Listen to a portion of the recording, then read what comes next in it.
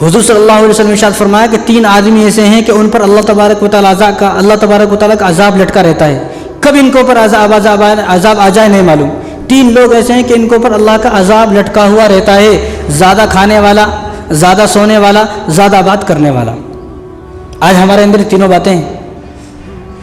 ہم اگر سو گئے تو صبح 8-9 بجے سے پہلے نہیں اٹھ رہے، اگر ہم کھانے لگے ہم دعوت کو ہم انتظار کرتے ہیں، کہاں ہے دعوت، جس دن دعوت رہی صبح سے شام تک نہیں کھاتے، اب تو دعوت میں ہی جا کے کھانا ہے۔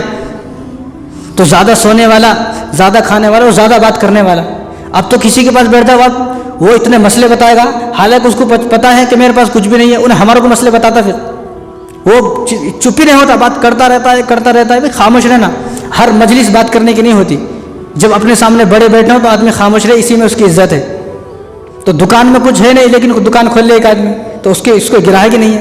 جب دکان میں اس طرح ہمارے دل میں کچھ ہے نہیں، ایک آدمی خالی پیلی پے بولتا جا رہا ہے، تو اس سے کیا ہے، اس کی جو ہے عزت ختم ہو جائے گی، عزت گر جائے گی، روب دبدبہ ختم ہو جائے گا۔ ایسے لوگوں کی کوئی قدر نہیں کرتا جو بولتے رہتے ہیں۔ تو حضور نے فرمایا کہ یہ 3 آدمی ایسے ہیں کہ ان کے اوپر عذاب اللہ تبارک و تعالیٰ کا لٹکا رہتا ہے، زیادہ کھانے والا، زیادہ سونے والا اور زیادہ بات کرنے والا۔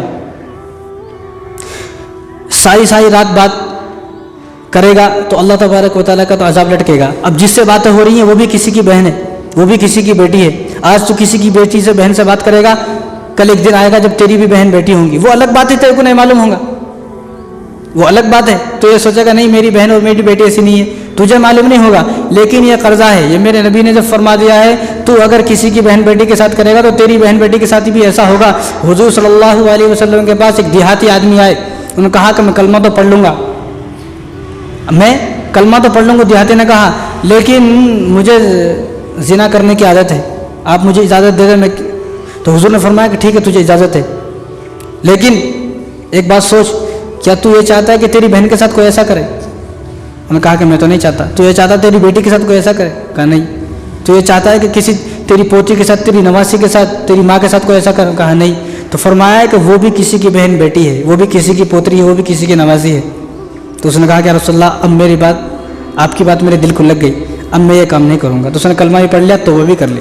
تو آج ہم یہ سوچیں کہ آج ہم کسی کی بیٹی کے ساتھ ٹائم پاس کریں گے، ہماری بیٹی کے ساتھ بھی ایسا نوجوان تیار ہونے والا ہے، تیار ہو رہا ہے جو ہماری بہن اور بیٹی کے ساتھ یہ کام کرے گا۔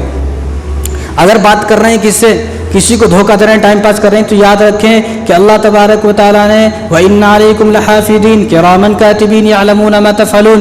اللہ تبارک و تعالیٰ نے 2 فرشتے ہمارے دائیں اور بائیں مقرر کیے ہوئے ہیں، کِرَامًا كَاتِبِينَ، جس کا نام ہے يَعْلَمُونَ مَا تَفْعَلُونَ، وہ ہر اس چیز کو جانتے ہیں جن کو تم کر رہے ہو۔ مَا يَلْفِظُ مِنْ قَوْلٍ إِلَّا لَدَيْهِ رَقِيبٌ عَتِيدٌ، تم کرنے کا ارادہ ہی کرتے ہو ابھی کیا نہیں ہے، لیکن وہ فرشتے اپنے رجسٹر میں اس چیز کو لکھ لیتے ہیں۔ اب اگر کوئی آدمی سوچے میرے بارے میں کسی کو پتہ نہیں، بھائی انسانوں کو پتہ ہو یا نہ ہو، انسانوں سے ہمیں کوئی مطلب بھی نہیں ہے۔ اگر پتہ چل بھی جائے تو کوئی فرق نہیں پڑتا، بھائی کیا ہوگا، یہاں گھر خالی کر کے کہیں اور چلے جائیں گے، لیکن ہمیں جس کے پاس جانا ہے مرنے کے بعد، اس اللہ تبارک و تعالیٰ کو ہم کیسے منہ دکھائیں گے؟